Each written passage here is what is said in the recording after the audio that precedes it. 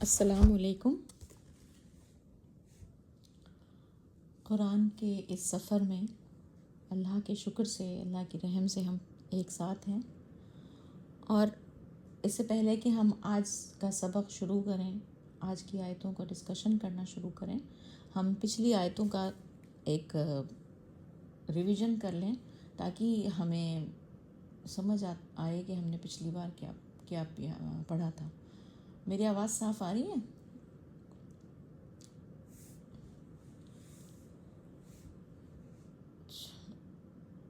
جی باجی آواز صاف آئے گی۔ اچھا جی، شکریہ۔ پچھلی ورس میں آپ لوگوں کو یاد ہوگا کہ جو سٹوری چل رہی تھی، کچھ یہودی لوگ تھے جو ایک سمندر کے کنارے رہتے تھے، ان کا پیشہ تھا وہ مچھلی پکڑتے تھے، مچھوارے تھے، اور کیسے اللہ تعالیٰ نے ان کو ٹیسٹ کیا سبت کے موقع پہ، جب ان سے کہا گیا تھا کہ آپ سبت والے دن کوئی دنیاوی کام نہیں کریں گے، مگر ان لوگوں نے اس کو ماڈیفائی کیا، اپنے حساب سے اس کا یوز کیا۔ انہوں نے چاہا کہ وہ سبت والے دن آنے والی مچھلیاں جو اوپر آتی تھیں، اللہ تعالیٰ ان کے ٹیسٹ کے لیے انہیں اوپر بھیجتا تھا اور اس کو پکڑ نہیں پاتے تھے وہ لوگ، تو ان کو لگا کہ ہم کیسے اس کو یوز کر سکتے ہیں دوسری طرح سے اور پکڑ سکتے ہیں، اس سے ہم اللہ تعالیٰ کے نافرمان بھی نہیں رہیں گے کسی کی نظر میں، اور ہمارا دنیا کا کام بھی ہو جائے گا۔ تو انہوں نے یہ کیا، تو اسی کے ریفرنس میں ورسز چل رہے تھے جو ہم نے پڑھے تھے۔ اس میں یہ بات سمجھ میں آئی تھی کہ ایک کام تو ہے جس کو خدا نے منع کیا ہے اس کو کرنا، تو وہ گناہ ہو گیا، اور ایک ہے کہ اس کے لیے ہم ایکسکیوز بنا کے اس کو کریں، مطلب ہم اس کا الگ نام دے کے کریں اس کو، تاکہ وہ گناہ نہ سمجھ میں آئے لوگوں کو۔ تو ہم جب ایسا کوئی غلطی کرتے ہیں تو اس کو سرکشی کہتا ہے قرآن، اور سرکشی کے لیے اللہ تعالیٰ نے معافی نہیں کری ہے۔ سرکشی کو خدا قابل معافی نہیں سمجھتا، کیونکہ آدمی ایک غلطی کر رہا ہے تو وہ غلطی سے ہو رہی ہے، لیکن آدمی جب سرکشی کرتا ہے تو اس کا مطلب ہے کہ اسے معلوم ہے کہ یہ غلط ہے، پھر بھی وہ اس کو نئی شکل دے کر اور نئی طرح سے لفظ بنا کر اس کو کر رہا ہے۔ تو یہ والی بات ہمیں بہت اچھے سے ان کے اگزامپل سے سمجھ میں آئی تھی۔ دوسری بات یہ بھی اسی سے نکل کے آ رہی تھی کہ جب ہم صحیح چیزوں کو کرنا بند کر دیتے ہیں، جو کام صحیح ہیں وہ ہم نہیں کرتے ہیں، تو دھیرے دھیرے ایسے حالات پیدا ہو جاتے ہیں کہ صحیح کام کرنے کا چانس ہی نہیں رہ پاتا۔ مطلب وہ لوگ، ان کے ایسے حالات ہو گئے تھے دھیرے دھیرے کہ صرف اور صرف مچھلی اسی دن ملتی تھی جب کہ منع تھا۔ تو ایسے خدا اس طرح سے حالات کر دیتا ہے کہ تاکہ ہماری آزمائش سخت ہو جائے۔ جیسے آج کے دور میں ہم اس کو اس طرح سمجھ سکتے ہیں کہ آج لوگ ایمانداری سے مال کمانا اتنا مشکل ہو گیا ہے کہ اس کے لیے راستے جیسے بند سے ہوتے چلے گئے، کیونکہ لوگوں نے ایمانداری کرنا چھوڑ دیا۔ تو جب انسان صحیح کام کرنا چھوڑتا ہے تو دھیرے دھیرے وہ والے راستے بند ہی ہوتے چلے جاتے ہیں جو کہ صحیح راستے تھے، اور وہ غلط راستوں کا ہی ایک دم اس کو پرومیننٹلی دکھنے لگتے ہیں، واضح طور پر دکھنے لگتے ہیں۔ تو یہ والی چیز بھی ان کے اس واقعے سے سمجھ میں آئی تھی۔ دوسری بات کہ یہ تھی کہ انسان تھے وہ لوگ، اور ان کو اللہ تعالیٰ نے یہ سزا دی تھی کہ ان کو کہا کہ بندر ہو جاؤ۔ تو اس میں یہ بات میں نے بولی تھی کہ کافی علماء یہ بھی کہتے ہیں کہ وہ سچ مچ بندر بن گئے تھے، اور کافی علماء کا یہ ماننا ہے کہ ان کی جو کیریکٹر تھا، ان کی جو انر کوالٹی تھی وہ بندر جیسی ہو گئی۔ بندر جیسی مطلب جیسے ایک انسان ہوتا ہے نا، اس کے اندر عقل ہوتی ہے، ضمیر ہوتا ہے، وہ اپنی عقل سے سوچ کے کام کرے گا، ضمیر سے دیکھے گا کہ یہ کام صحیح ہے یا نہیں۔ مگر جب بندر ہے یا کوئی جانور ہے تو وہ تو اس طرح سے نہیں سوچتا، وہ عقل نہیں لگاتا، وہ بس یہ دیکھتا ہے کہ اس کو جو خواہش ہے، جو اس کو صحیح لگ رہا ہے وہ کرتا ہے۔ تو وہی حال ہے ایسے لوگوں کا جن پہ اللہ نے عذاب کیا تھا، کہ ان کو خواہش کے حساب سے ان کا عمل تھا، اور جو بات بھی ان کے جی میں آ جائے اس کو فوراً کر ڈالتے تھے۔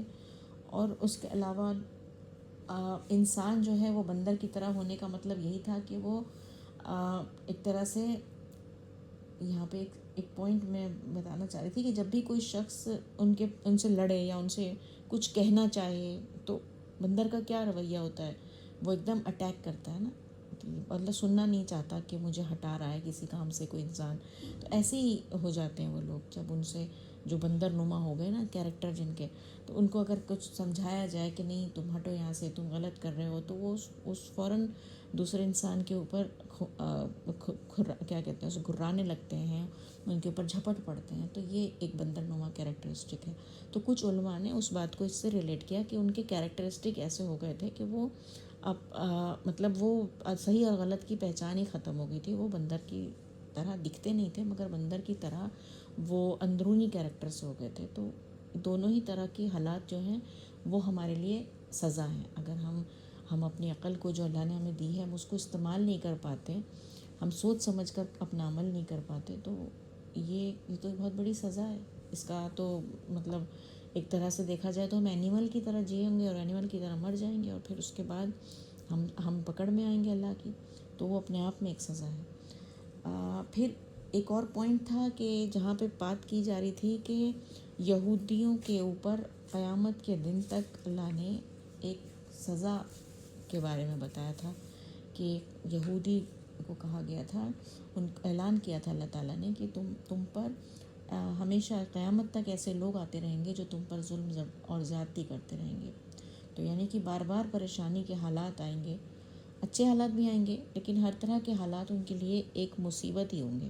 ان کو پریشانی، ان کی آزمائش بڑھتی چلی جائے گی. یہ اللہ تعالیٰ نے قرآن میں کہا. تو ایسا کیوں تھا، یہ دنیا کا معاملہ ایسا کیوں کیا اللہ تعالیٰ نے؟ کیونکہ کوئی کام کرنے پر کسی کو جب کوئی بڑا کا انعام ملتا ہے نا، کہ اللہ تعالیٰ خوش ہوتا ہے جب کسی سے، یا انسان بھی جب ہم کسی سے خوش ہوتے ہیں تو وہ بڑا انعام دیتے ہیں، لیکن اگر وہ نہیں کرے گا تو بڑی سزا بھی ہوتی ہے، اتنی بڑی سزا بھی ہوتی ہے. یہی معاملہ تھا یہود کا. یہود کے ساتھ کیا تھا کہ ان کو آسمانی کتاب ملی تھی، اللہ کی کتاب، اور ان کو دنیا میں اللہ تعالیٰ نے ایکسٹرا آرڈنری سمجھا، مطلب ان کو اسپیشل بنا کے بتایا کہ تم چنے ہوئے لوگ ہو، سارے نبی ان میں آئے. مگر انہوں نے کیا کیا؟ انہوں نے اللہ کی بات نہیں مانی، ڈس اوبے کیا، دین کے نام پر بے دینی کی، مطلب نام لیتے تھے دین کا اور کام کیا کرتے تھے اپنے حساب سے. ناشکری کی انہوں نے، تکبر کیا انہوں نے. تو ان کی یہ جو پوزیشن انہیں ملی ہوئی تھی نا، پریولیج کی پوزیشن اللہ کے لیے، اللہ نے انہیں پریولیج کی پوزیشن دے رکھی تھی، اونچی مقام دیا ہوا تھا، اس سے ہٹا دیا. یہ فیصلہ کیا اللہ نے. تو یہ جو اللہ کا یہ جو فیصلہ تھا، یہ جب تک دنیا قائم ہے تب تک رہے گا، اور خدا کی سزا وہ چکھتے رہیں گے. اور آخرت میں جو کچھ ہوگا وہ اس کے علاوہ ہے. یہ صرف دنیا کی بات ہے. آخرت میں تو اللہ تعالیٰ سب بات صاف کرے گا ہی، انصاف کرے گا ہی. لیکن یہاں پہ جو ہم لوگوں نے سمجھا تھا وہ یہ تھا کہ اللہ کا یہ قانون صرف یہود کے لیے نہیں ہے. جب یہودیوں کو اس آسمانی کتاب ملی لیکن انہوں نے اللہ کو نہیں مانا، اپنی ذمہ داری کو ادا نہیں کیا، تو ان کو یہ سزا ملی. تو اس کے بعد بھی اگر کسی کو یہ آسمانی کتاب ملے گی اور وہ خدا کی دی ہوئی ذمہ داریوں کو پورا نہیں کریں گے، اللہ کی بات کو پورا نہیں کریں گے، تو پھر ان کے اوپر بھی یہی قانون نافذ ہوگا. مطلب اللہ اسی طرح ان کو بھی سزا دے گا. تو جیسے آج مسلمان ہیں، ان کو بھی آسمانی کتاب ملی ہے. یہودیوں کے بعد اللہ نے مسلمانوں کو چنا اور ان میں نبی بھیجا، کتاب بھیجی. تو اگر آج ہم دیکھتے ہیں کہ ہم مسلمان لوگوں میں، مسلمان قوم میں کوئی ظالم بادشاہ ہے یا کہیں ظلم ہو رہا ہے بہت زیادہ، تو ہمیں یہ سوچنا چاہیے کہ یہ کہیں ایسا تو نہیں کہ ہم بھی اللہ کے اس قانون میں آ گئے ہیں جس میں کہ یہودیوں کی سزا کی بات ہوئی تھی، کہیں ایسا تو نہیں اب وہ مسلمانوں پہ بھی ہونے لگی. یہ بات ہمارے لیے بہت زیادہ بڑی بات ہے سوچنے کی. ان کی سزا جو ہے وہ اللہ جانے اور وہ جانے، ہمیں اس کے بارے میں خوش نہیں ہونا ہے. لوگ خوش ہوتے ہیں کہ یہودیوں کے لیے تو سزا بتا دی.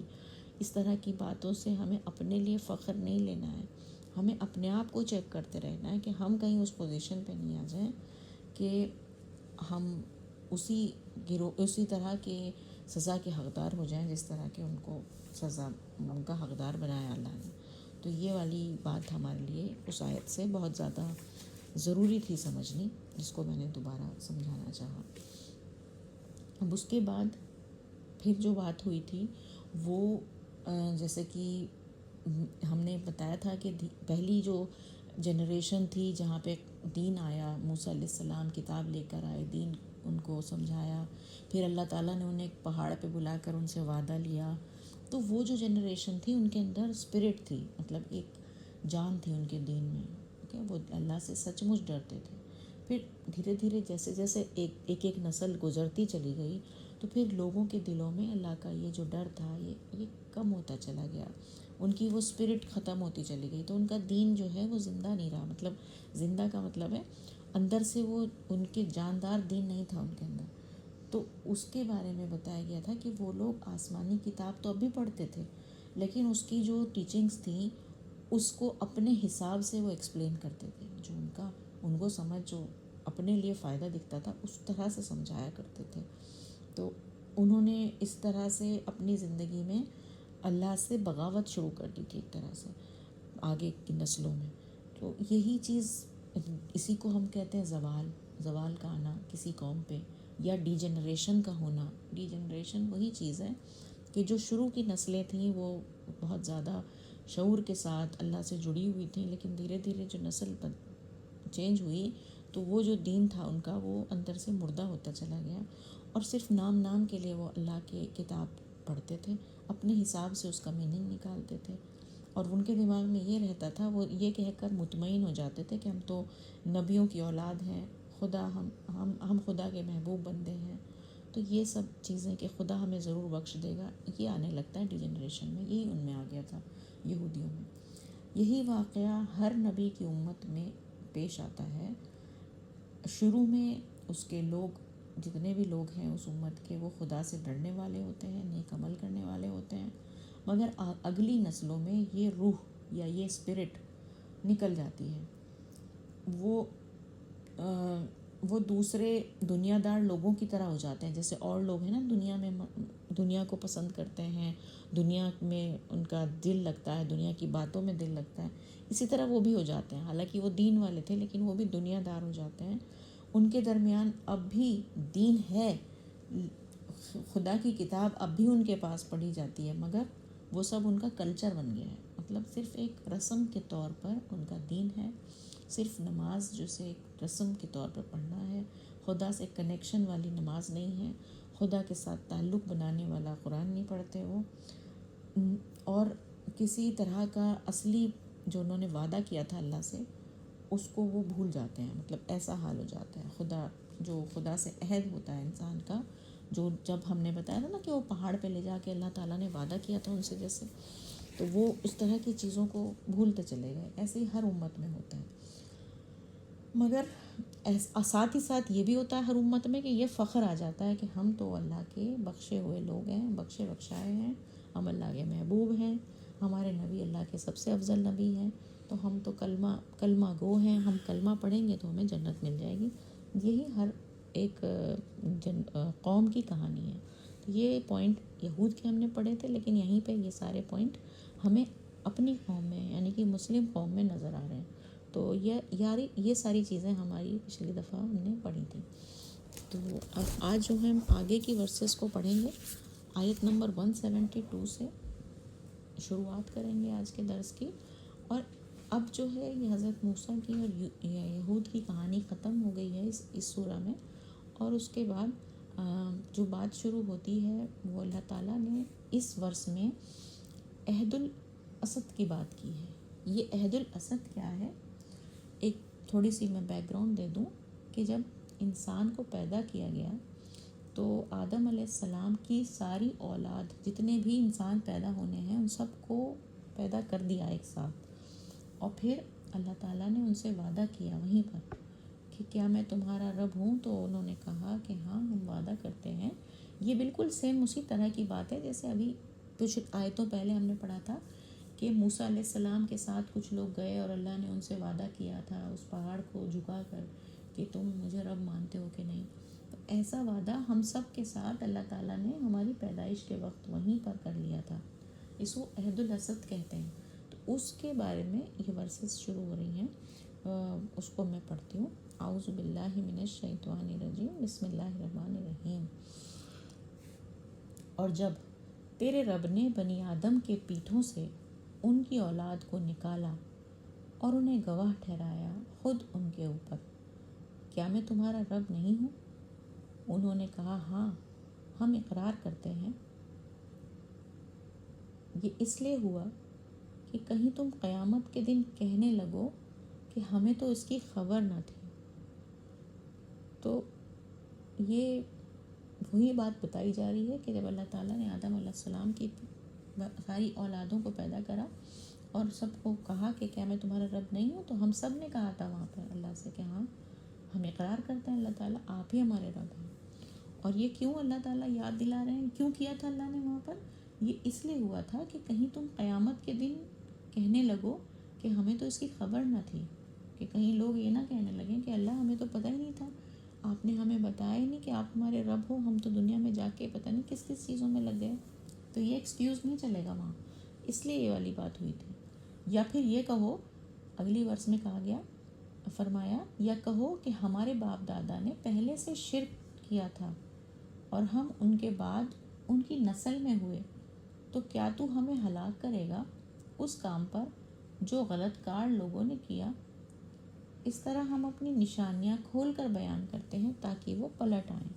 تو کوئی انسان یہ بھی کہہ سکتا ہے کہ اللہ تعالیٰ تم نے تو مجھے ایسے گھر میں پیدا کیا جہاں ہمارے ماں باپ ہی شرک کرتے تھے، اب ہم کیا کریں، ہم ایسے گھر میں پیدا ہوئے تو ہم تو ہماری کوئی غلطی نہیں ہے، ہم نے ان کا ہی مذہب اپنا لیا، ہم بھی شرک کرنے لگ گئے، ہمیں ان کی غلطیوں کی سزا کیوں دے رہا ہے اللہ تعالیٰ؟ تو کوئی انسان ایسا کہہ نہیں سکے گا، کیونکہ اللہ تعالیٰ یہ عہد جو اللہ نے ہم سے اسی دن لے لیا تھا وہ ہمیں یاد دلا رہا ہے کہ تمہاری جو اندر فطرت میں جو چیز پیبست ہے، جو چیز رکھ دی ہے اللہ نے، وہ ہے رب کا، اپنے اللہ کا شعور، کہ ہم اب سب انسان پیدائشی طور پر اپنے اللہ کا شعور لے کر پیدا ہوتے ہیں۔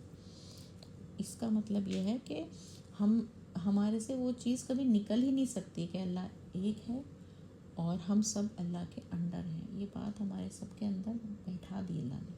تو یہ ایکسکیوز نہیں چلے گا، کوئی کہے گا کہ میں تو ایسے گھر میں پیدا ہوا تھا، مجھے کیسے پتہ چلا اللہ تعالیٰ تو مجھے کیوں سزا دے رہا ہے؟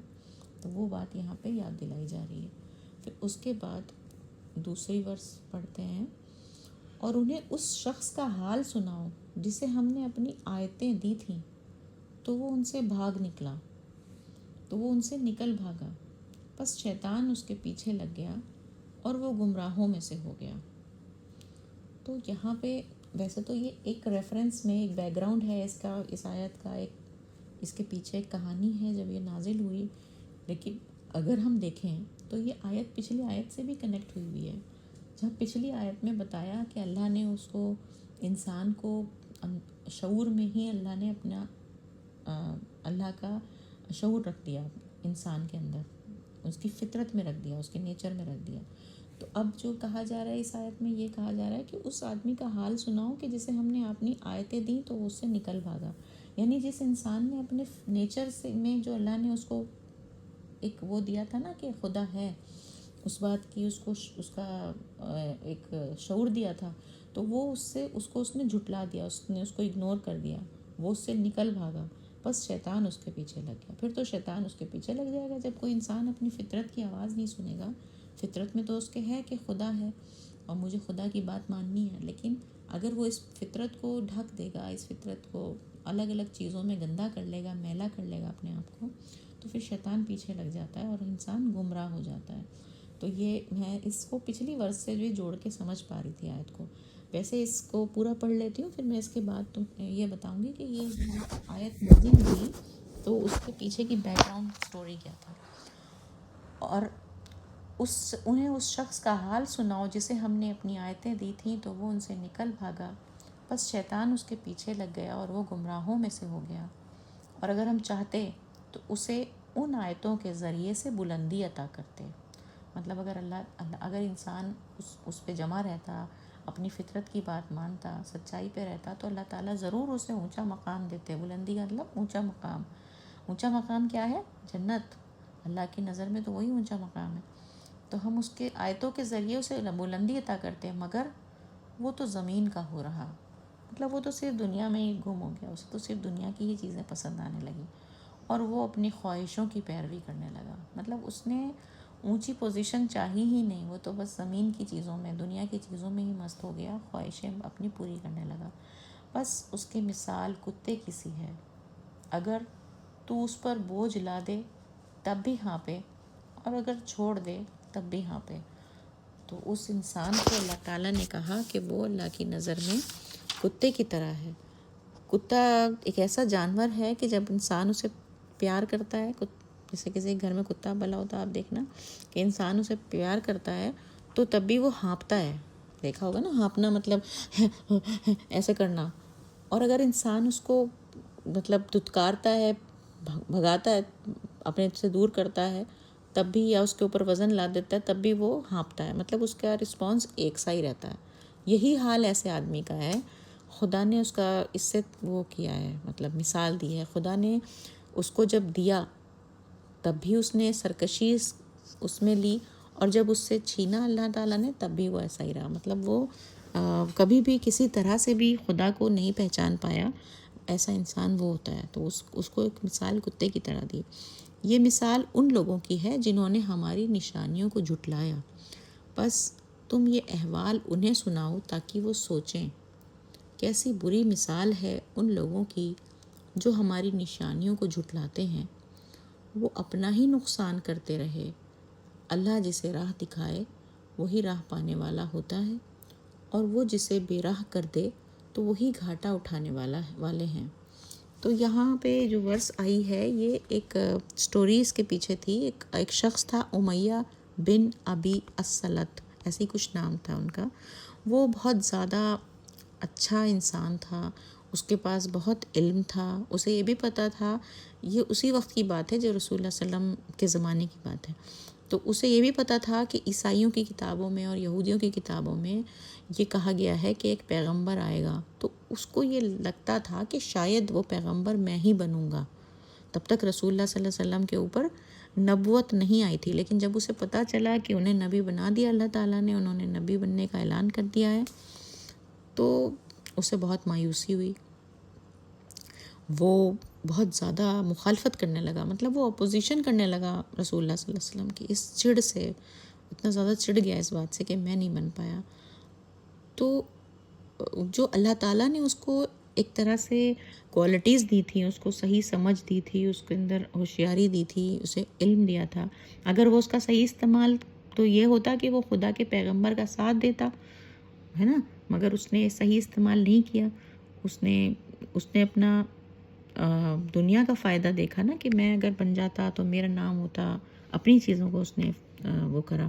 تو اگر وہ صحیح رسپانس دیتا تو اللہ تعالیٰ نے اس کے لیے اونچا مقام سوچ رکھا تھا، بلندی عطا کرتا اللہ تعالیٰ، مگر وہ تو اس نے تو دنیا کو ہی سب کچھ سمجھ رکھا تھا، اپنی ایگو کو، اپنی خواہشوں کو سمجھ رکھا تھا۔ تو اب تو چاہے اس کے پاس علم ہوتا ہے تب بھی وہ کوئی فائدہ نہیں، اور علم ہٹا لیا اللہ تعالیٰ نے تب بھی کوئی فائدہ نہیں۔ مطلب وہ اس کتے کی طرح ہے کہ وہ اسے اگر اس کو مطلب لا دو تب بھی ہانپے گا، اور نہ لا دو تب بھی ہانپے، وہ والی بات ہے اس کی۔ تو یہ اس کے لیے اللہ تعالیٰ نے ایک یہ ورسز آئی تھیں، مگر یہ ورسز میں نے جیسے بتایا جنرل اپلیکیشن اس کا یہی ہے کہ ہر انسان کے اوپر یہ ورس صادق آتی ہے، کیونکہ ہر انسان کو اللہ تعالیٰ نے اپنی آیتیں دی ہیں، اپنی سمجھ دی ہے، اور اگر ہم اس سمجھ کو نہیں استعمال کریں گے صحیح طور پر تو ہم بھی اسی طرح سے کتے کی مثال والی زندگی میں آ جائیں گے۔ تو اس سے ہمیں بہت زیادہ ڈرنا ہے، ٹھیک ہے۔ پھر آگے اگلی ورس پڑھیں گے 179 سے جو آ رہی ہے اس پہ۔ اور ہم نے جنات اور انسانوں میں سے بہتوں کو دوزخ کے لیے پیدا کیا ہے۔ کتنی عجیب سٹیٹمنٹ ہے یہ۔ ہم نے جنات اور انسانوں میں سے بہتوں کو دوزخ کے لیے پیدا کیا ہے۔ ان کے دل ہیں جن سے وہ سمجھتے نہیں، ان کی آنکھیں ہیں جن سے وہ دیکھتے نہیں، ان کے کان ہیں جن سے وہ سنتے نہیں۔ وہ ایسے ہیں جیسے چوپائے مطلب 4 پیر والے جانور، بلکہ ان سے بھی زیادہ بے راہ۔ یہی لوگ ہیں غافل۔ تو ہم سب جانتے ہیں کہ اللہ تعالیٰ نے انسانوں کو دوزخ کے لیے پیدا نہیں کیا ہے۔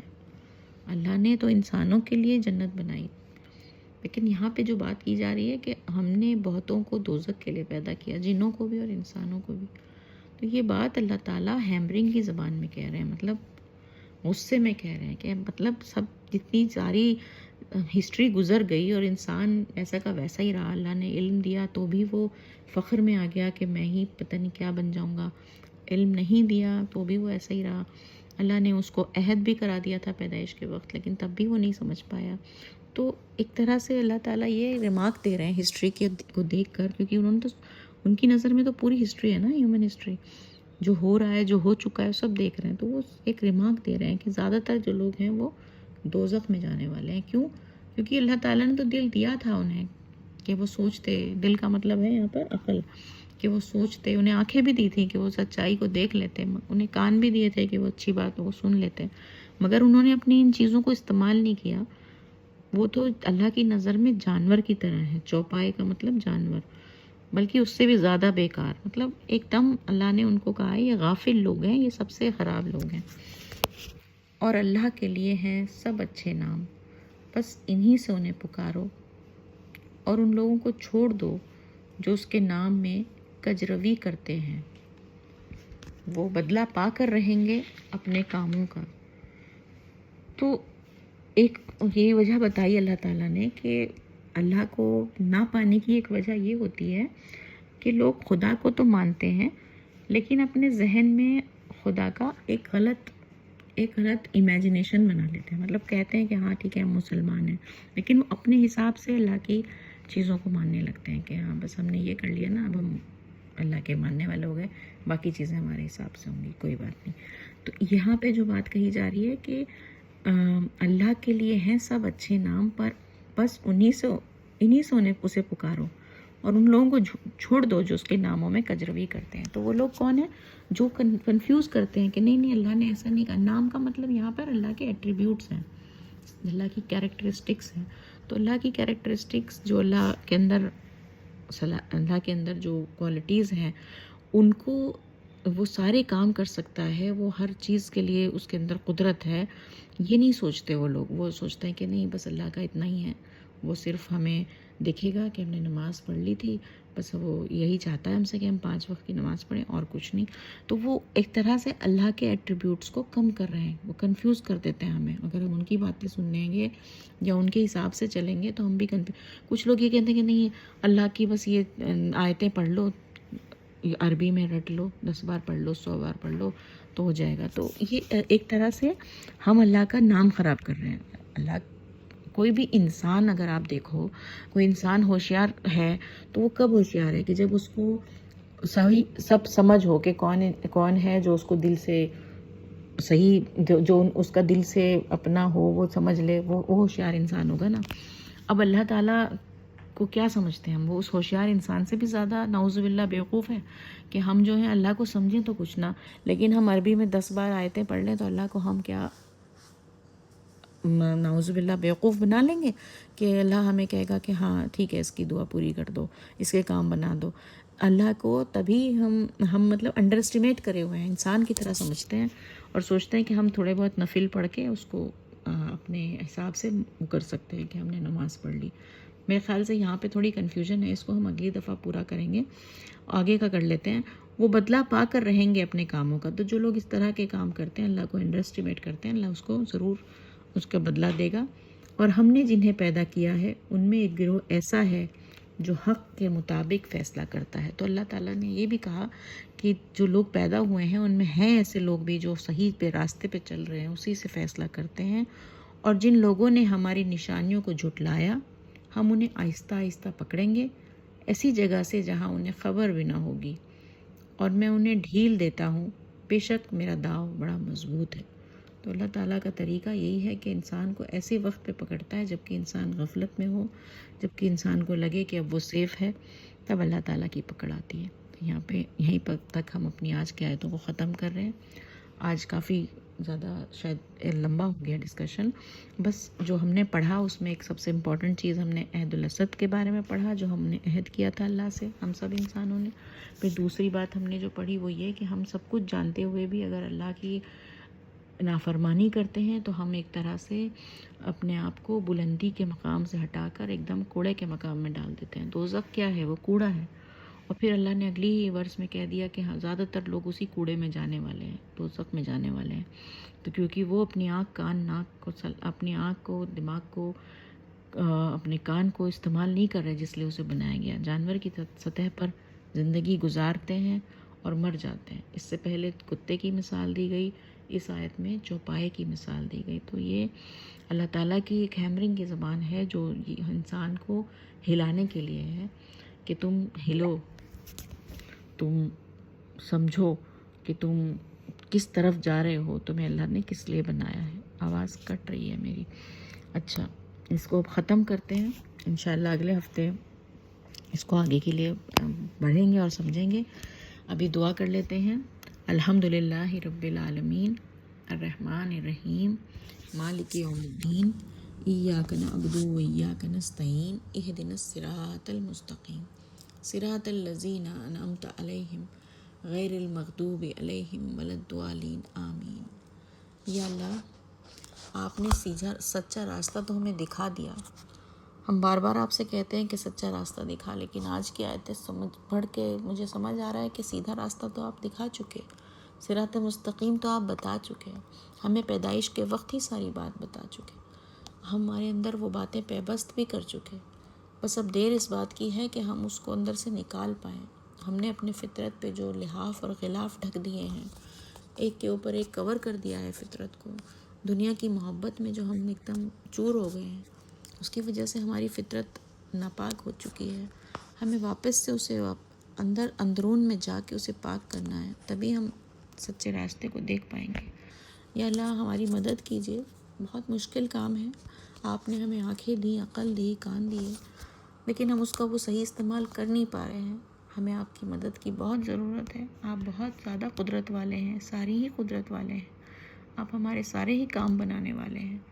اے خدایا، ہمیں ایسے نہ چھوڑیں، ہماری مدد فرمائیں، ہمیں کامیابی تک لے جائیں، ہمیں بلندی تک لے جائیں. ہمیں معاف کر دیجئے، ہمیں معاف کر دیجئے.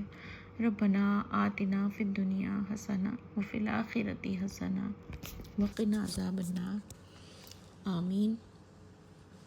جزاک اللہ آپ سب کا سننے کے لیے. انشاءاللہ اگلے ہفتے ملاقات ہوگی. السلام علیکم.